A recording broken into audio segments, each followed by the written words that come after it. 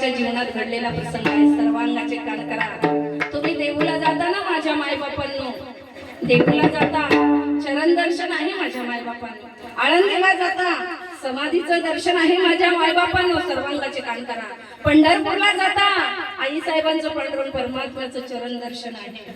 पण तुम्हाला एक गोड उदाहरण देऊन सांगेन माझ्या मायबापांनो, या वारीमध्ये जरा भगवंताशी संभाषण झालं आमचं आणि देवाला एक प्रश्न केला आम्ही, देवा अरे देवा तू एकटाच का विटेवर उभा आहेस? त्या आई साहेबांना तू बाजूला का ठेवली देवा? त्यावेळेला देवाने गोड उत्तर दिलं, लक्षपूर्वक ऐका. आपली शक्ती पाहिजे, आपली भक्ती पाहिजे देवाचं संभाषण ऐकण्याची. आज सांगून जाईल माझ्या मायबापांना, देवाने सांगितलं अतिप्रिय व्यक्ती असते त्या व्यक्तीला त्रास होऊ नये म्हणून त्या व्यक्तीला साईडला ठेवलं जातं. कारण तुम्ही भाविक मंडळी येता, मला एवढा त्रास देता, मग माझी प्रिय रुक्मिणी आहे ना, त्या रुक्मिणीला माझा त्रास होऊ नये म्हणून माझ्या रुक्मिणी अंगाला काटा आला म्हणून माझ्या रुक्मिणीला मी साईडला ठेवलं. आणि ती रुक्मिणी आहे ना, ती माझ्याकडे चोरून चोरून बघते ना, ते मला खूप आवडते. माझ्या मायबापांनो काही नाही, फक्त एक शुद्ध भाव पाहिजे. आणि तुकोबारायांच्या जीवनात घडलेला प्रसंग आहे, लक्षपूर्वक ऐका. सर्वांगाचे कान करा. तुकोबारायांची पत्नी आवळी, लक्षपूर्वक ऐका. तिला लग्नामध्ये तिच्या वडिलांनी म्हैस दिली होती. गरीबाची मुलगी नव्हती, पुण्यातले सावकार होते, सावकाराची मुलगी होती. माझे तुकोबाराय गरीब नव्हते. त्या काळात 750 एकरची जहागिरी होती. सर्वांगाचे कान करा. पण त्या म्हशीच्या जीवावरती उदरनिर्वाह चालायचा, लक्षपूर्वक ऐका. आणि असं दररोज दूध काढणं विकणं हे चालू होतं, मुलाबाळांना देणं चालू होतं. आणि एक दिवशी तुकोबारायाला वाटलं, तुकोबाराय आपल्या पत्नीला आवळी म्हणायची. आवळी, हे आवळे अगं दररोज मुलाबाळांना दूध देतो, दररोज दूध विकतो ग, आज माझ्या देवाला देते का थोडस? आवळी म्हणते देते थांबा. देवाला दूध दिलं. आनंदामध्ये माझे तुकोबाराय मंदिरात घेऊन गेले. सर्वांगाचे कान करा.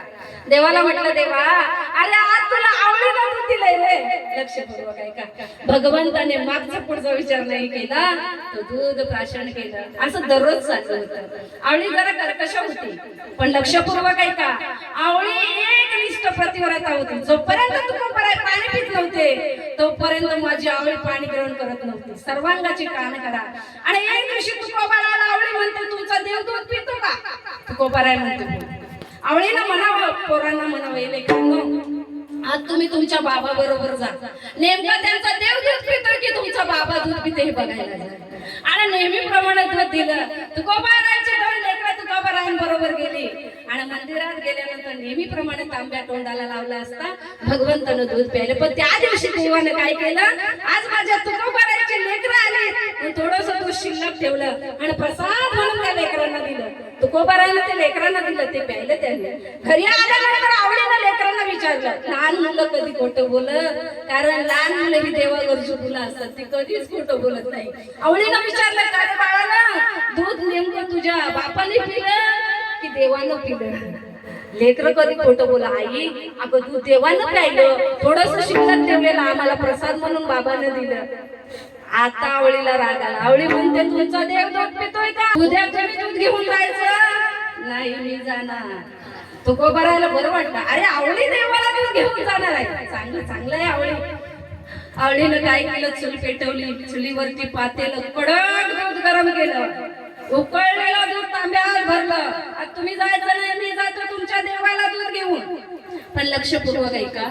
आवळी पांडुरंगाचा तिरस्कार करायची का? ती नेहमी म्हणायची, या काळ्या बेटाने वेळ लावला माझ्या नवऱ्याला. पण भक्ती कृष्ण परमात्म्याची करायची. जन्मोत्सव झाला ना, देवाचा जन्मोत्सव झाला ना, अरे मंदिर असलं तर मंदिरात उत्सव साजरा करा, बाहेर नका जाऊ. लक्षपूर्वक ऐका. प्रत्यक्ष भगवंत जर आपल्या इथं असते तर आपल्याला बाहेर जायची गरज काय?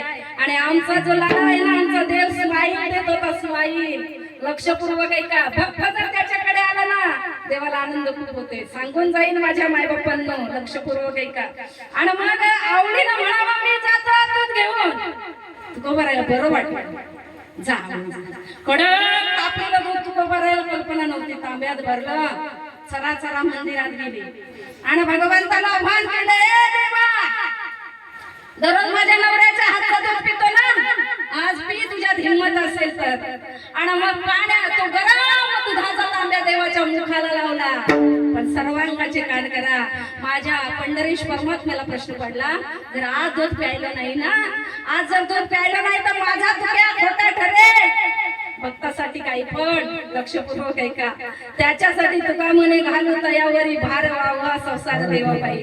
देवाने ठरवलं भक्तासाठी काही पण उकळलेला दूध गटागटा प्यायलं.